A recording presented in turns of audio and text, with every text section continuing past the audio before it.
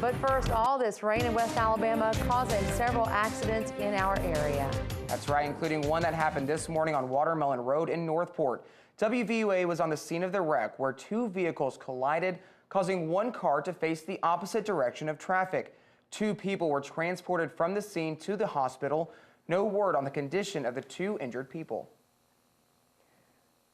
Tropical Storm Lee caused major flooding near the Gulf, and the Druid City is dealing with remnants of the storm. WVUA reporter Travis Leader shows you how Lee is affecting the Tuscaloosa area.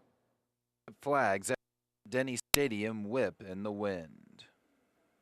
Remnants of Tropical Storm Lee kept first responders busy on Veterans Memorial Parkway. Another wreck stalled traffic on McFarland Boulevard.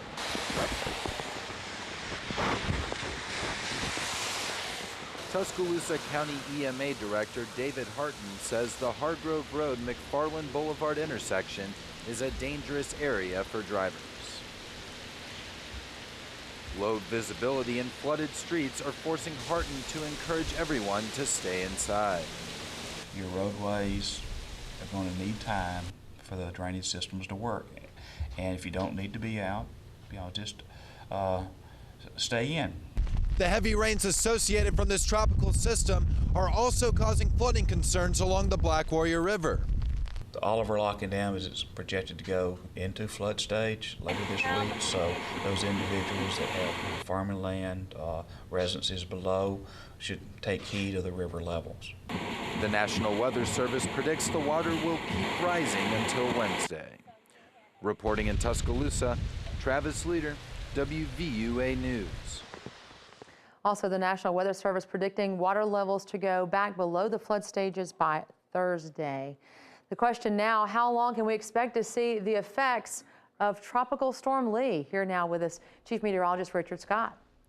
Hey, Lynn, good Monday afternoon to you. Yeah, the good news is the heavy rain, the major flooding issues are about to leave our area, at least the flash flooding conditions. The light rain extends back to about Demopolis and Linden. Then it really tapers off back in southwest Marengo County, much of Sumter County. Still very heavy rain falling from Tuscaloosa and points north and east, and that does include Birmingham, Anniston, Fayette, Jasper, and Haleyville. Some of the heavier rain right now, but again, it's sliding north and east, and all that activity should be out of here in the next couple of hours. And still some clouds and light rain, a lot of mist behind. In fact, our radar going to have a tough time picking up on some of this mist as it moves in our neck of the woods. But the good news is, again, the really heavy stuff is moving out right now. Temperatures tonight fall back in the 60s, 66 on average by 10 o'clock, 65 tonight at midnight. What about the rest of that forecast and your weekend forecast? Got some good news for you. Home team weather is coming up.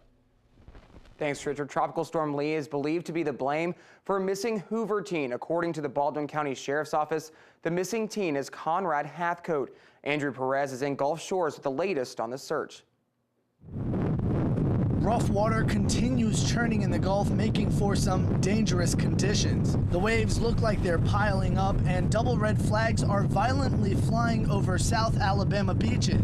The sign reminding visitors to stay out of the water. Oh, we don't want to let them go to the edge there. It's just too bad. The rougher weather is already being blamed for a possible teen drowning. Officials say a 16-year-old tourist remains missing after the tide swept him away. Lifeguards with the City of Gulf Shores and with the paramedics that are on duty, they were sent down to assist in what was first reported as up to 5 people in the water. Evidently, the scenario is 2 people were in the water.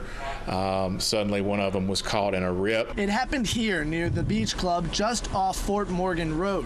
The Baldwin County Sheriff's Office says 3 16-year-old boys were near the shore when a large wave and rip current pulled 2 of them out to sea Sunday night. The mother ran in and was able to get one of them who wasn't completely trapped in the rip that was pulling out. But the surf was too rough. Officials say she and several others who attempted to rescue the teens had to be pulled from the water themselves. The missing teen, who has been identified as Conrad Hathcote, was vacationing with his parents and some friends. They came from Hoover, Alabama. Officials say the weather is making that search very difficult and serving as a reminder of just how powerful and unpredictable Mother Nature. They were actually pretty close to the water yesterday, and you just, I don't know, it's scary.